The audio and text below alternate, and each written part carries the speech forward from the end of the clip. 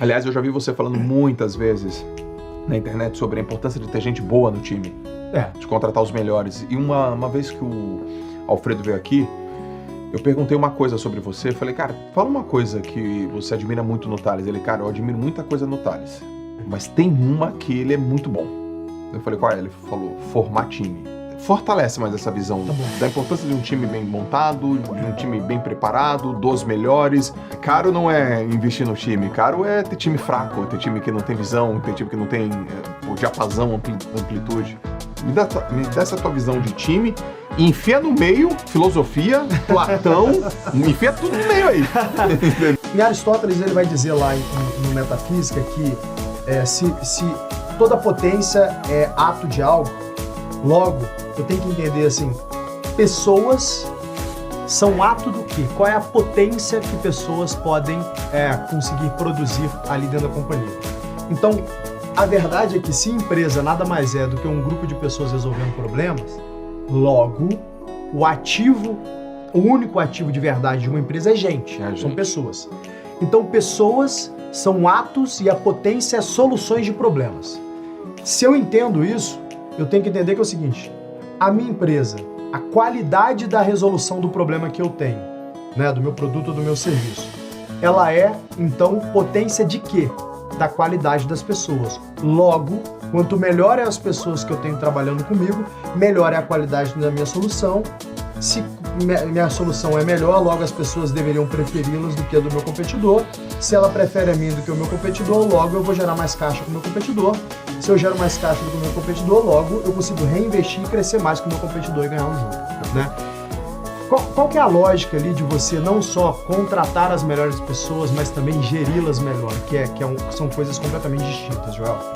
Primeiro é o seguinte, quando eu vou trazer gente, eu tenho que ter uma clareza de qual que é a estratégia da companhia. Então a estratégia vem antes do plano. O plano é o como, a estratégia é o quê, Então a estratégia é a potência de um ato chamado plano. Perdão, a estratégia é o ato de uma potência chamada plano, O que a gente quer fazer ali como companhia? Então, de repente, você vai falar assim, eu tenho esse podcast e a minha estratégia é crescer o máximo possível esse podcast para que ele seja um canal de distribuição importante e relevante com um ICP, com um público super qualificado, de modo que eu possa criar outras companhias dentro do grupo J aqui e plugar essas companhias dentro desses canais de distribuições proprietários que eu estou tendo para ter um crescimento orgânico maior, logo eu vou ter um CAC menor, um custo de aquisição menor, que vai me dar uma margem maior, portanto uma geração de caixa maior que me permite criar mais empresas e aumentar o valor patrimonial, o valor de equity desse grupo. Tenho certeza que inclusive essa é a conta que você fez. Então quando você faz essa estratégia, essa estratégia aqui, você fala assim, entendido, esse é o direcional, esse é o quê? Vamos descer no como? Aí você vai trazer a tua esposa, você vai trazer a turma do lado, vocês vão juntos trabalharem ali no como, em um plano, em um planejamento estratégico.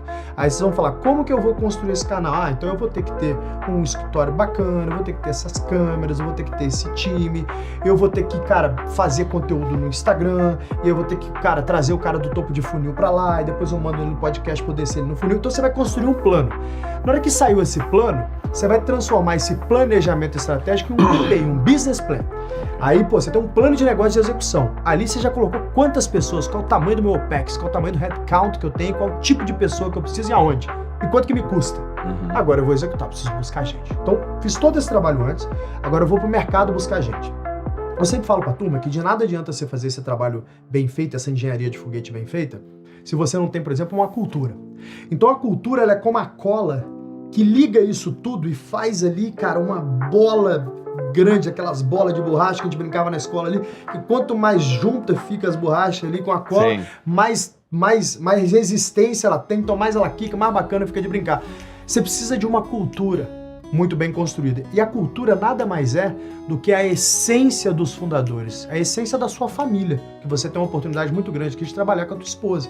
Até brinquei com você, falei, que bacana que você não deve ficar sentindo saudade o dia inteiro igual eu fico, da minha, Então você tem uma essência bacana aqui, que é a essência das suas famílias. Essencialmente, os valores do Grupo J são os valores da sua família. Então você fala, esses são os nossos valores. Logo, eu quero contratar pessoas que estejam alinhadas com esses valores. Porque o que acontece? Pessoa é o hardware. O seu conjunto de valores é um software. que vai sendo implantado na gente na medida que a gente vai vivendo. Inclusive a psicologia vai dizer que o primeiro setênio da nossa vida, né, os primeiros 7 anos, é onde eu construo os meus principais valores e as minhas principais habilidades sociais, né? Então depois você pode depurar essas habilidades, mas construir do zero, por exemplo, alguém que não se tornou criativo até os 7 anos não vai se tornar criativo nos 20, não vai acontecer. Pode fazer ele ser um pouquinho mais, mas alguém criativo mesmo, até os 7 anos você já sabe se vai ser ou não vai. A primeira infância ela é muito importante nisso, né?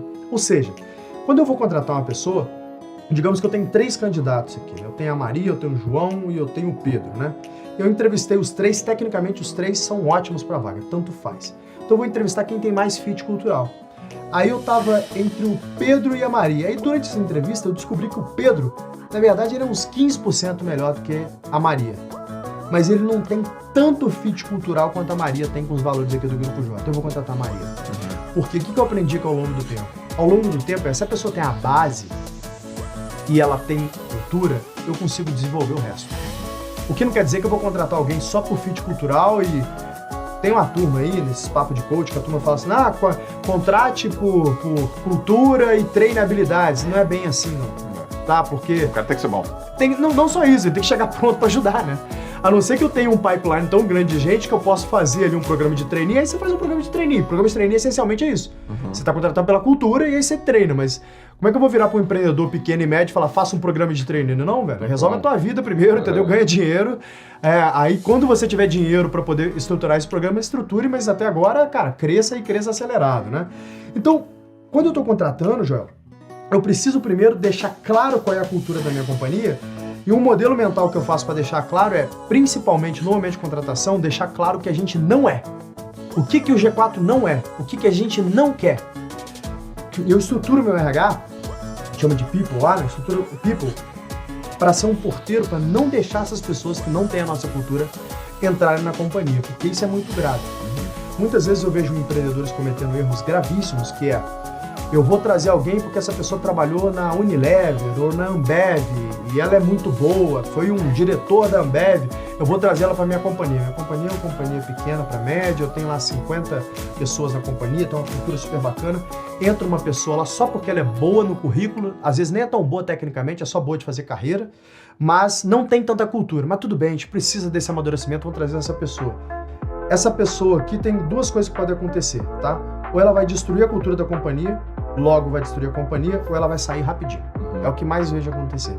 Então, erra muito aquele empreendedor que acha que só um currículo muito bom resolve todo o problema. Por isso que eu estou batendo tanto no ponto aqui de fazer uma análise cultural, se essa pessoa concorda 100% com os valores da companhia. Feito isso, quando essa pessoa entrou, outra negligência que eu vejo a turma cometer é não fazer um bom processo de onboarding. Eu boto alguém lá, joga na sala, fala, vai trabalhar lá, tá sendo, teu computador é essa, é assim que funciona.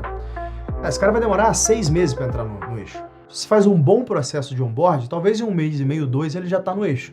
Talvez, tá? Às vezes costuma ser 3. O cuidado que eu tenho que ter, então, com quem eu tô colocando para dentro e um processo de onboard é primordial para o sucesso da minha companhia.